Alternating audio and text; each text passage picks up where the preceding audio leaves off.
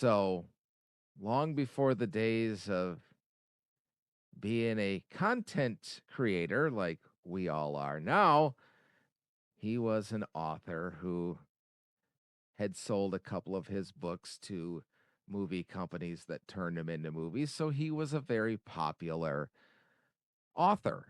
So, when this came out, people immediately said, well, he's just trying to write a book and cash in. None of this is true. And I think I see what they're talking about with some of those assertions because he does get a lot more intricate with his abduction experiences than the everyday Joe. But as far as the incident itself, it really hasn't changed at all over the past 40 some years. Now, as I stated, most people that when they hear about alien abduction, they immediately think people think aliens just come in through the wall or the window into your bed and take you into their spaceship and do medical exams or whatnot. That happens a lot, but that's not the everyday alien abduction. Betty and Barney Hill were both in their car. The Travis Walton abduction was witnessed by 6 other people. Neither one of those were in their bed at the time. And I think the idea of alien abduction happening in the middle of the night is directly because of the Whitley Strieber abduction case. And that sort of made it standard in the nomenclature of people talking about alien abduction. And of course, with that, it brought in the whole sleep paralysis idea and whatnot. But Whitley Strieber is going to talk now about his abduction case, and he sort of bounces around a little bit.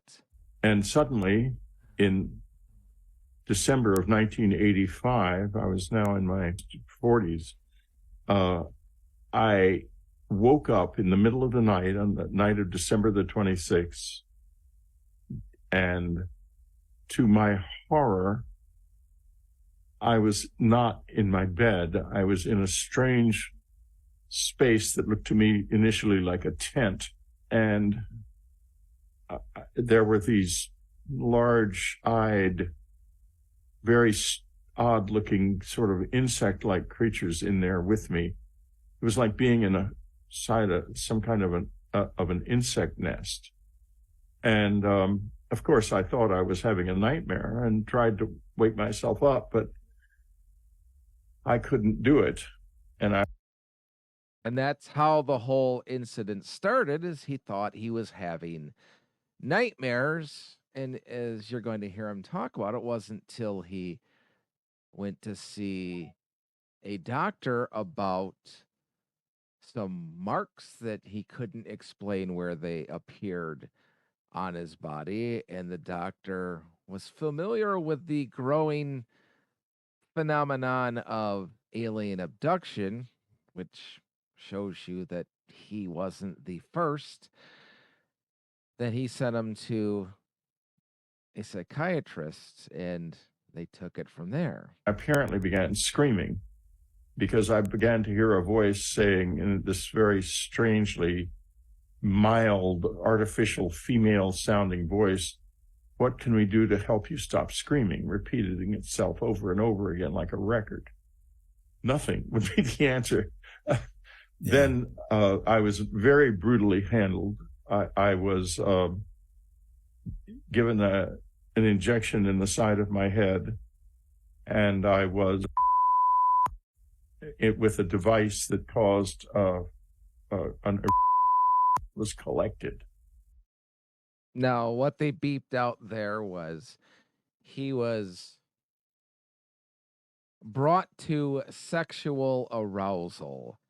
and was caused to ejaculate. He also talks about how he was anal probed, and that's sort of where the whole joke of aliens and anal probing came from, was from the Whitley Strieber abduction case. And the experience then ended. And I'm not sure of exactly how it ended, because by that time I was beyond panic. I woke up the next morning in a very, very uncomfortable and disturbed state. I was uh, obviously had been roughed up in the night, but I wasn't a person who could believe anything like that could happen. I'd never heard of anything like an alien abduction at all in my life. The next thing I knew, here this was this experience, and I didn't relate it to UFOs or aliens in any way. Initially, I thought I had been attacked, assaulted, and by someone who had drugged me. And I haven't completely dismissed that idea at all, even now.